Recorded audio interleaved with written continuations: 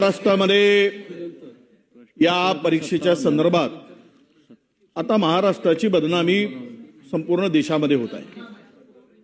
त्याचं केंद्र हे महाराष्ट्र ठरत आहे। अध्यक्ष महोदय, नीटच्या संदर्भात महाराष्ट्राची पुरती बदनामी झाली। त्यामध्ये जे काही पुढे आले त्यातून आपल्या संपूर्ण महाराष्ट्राला देशाला माहीत झालं। अध्यक्ष महोदय, महाराष्ट्रातच का वारंवार या घटना घडतात? तो नीटचा असू दे, टीईटीचा असू दे, हे पेपर फुटीचे प्रकरण महाराष्ट्रातच का वारंवार होतात? हे कुठं कमी पडतंय सरकार? सरकार या परीक्षा पारदर्शी घेण्यामध्ये सरकार कमी पडतंय का? सरकारची यामध्ये खरं म्हणजे या सरकारला ह्या परीक्षा नीट घेता येत नाही का, असा प्रश्न विद्यार्थ्यांमध्ये। 6 लाख विद्यार्थी या परीक्षेची तयारी करतात, आपले शिक्षक करतात, आणि 6 लाख शिक्षकांनी तयारी केल्यानंतर याचे धागेदोरे आता मी काही माहिती घेतली अध्यक्ष महोदय। यामध्ये पारदर्शकपणे जर चौकशी झाली अध्यक्ष महोदय, तर मला वाटतं की हा कोण सावरीकर आहे, कोण आहे हा? क्रिस्टलचं नाव का पुढे येतंय? मी नावानिशी घेतो अध्यक्ष महोदय, माझ्याकडे काही माहिती आल्यामुळे। चौकशी होईल, आपण आदेश द्याल, चौकशी होईल, चौकशीमध्ये कोण असेल तो पुढे येईल। परंतु महाराष्ट्रामध्ये वारंवार या ज्या घटना घडत आहेत आणि विद्यार्थ्यांमध्ये असेल, शिक्षकांमध्ये असेल, असुरक्षेची भावना निर्माण झाली अध्यक्ष महोदय।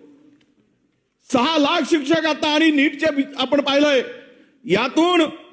यामध्ये 2018 मध्ये सुद्धा याच टीईटी घोटाळ्यातील आरोपी अभिषेक सावरीकर होता अध्यक्ष महोदय।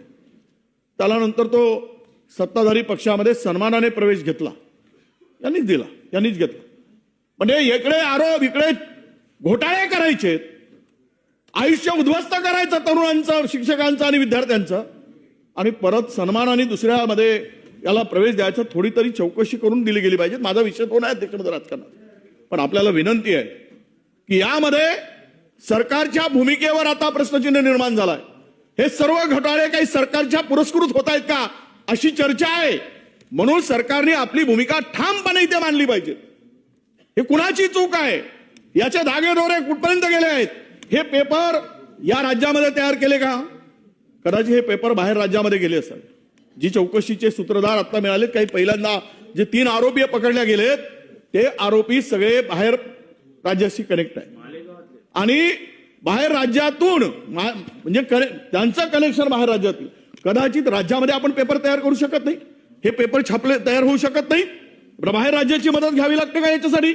याचाही खुलासा काही चर्चा आहे, त्याची चर्चावर आपण प्रश्न जो निर्माण झालाय त्याचं उत्तर जर महाराष्ट्राला मिळालं अध्यक्ष महोदय। म्हणून आमची विनंती आहे की या वारंवार होणाऱ्या शिक्षकांच्या, विद्यार्थ्यांच्या भवितव्याचं उद्ध्वस्त होणाऱ्या हे जे काही चाललंय त्याचा ते खेळ थांबला पाहिजेत।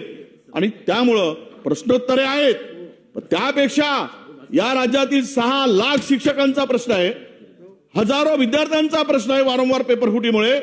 त्यामुळे ही चर्चा सभागृह सुरू असताना व्हावी, ते सगळं कामकाज बंद करून यावर चर्चा करावी, आणि सरकारने यावर काय ठोस काम करते, सरकार निर्णय घेत आहे, हे महाराष्ट्राला कळू द्यावं, अशी आमची विनंती आहे अध्यक्ष महोदय। प्रश्न उत्तर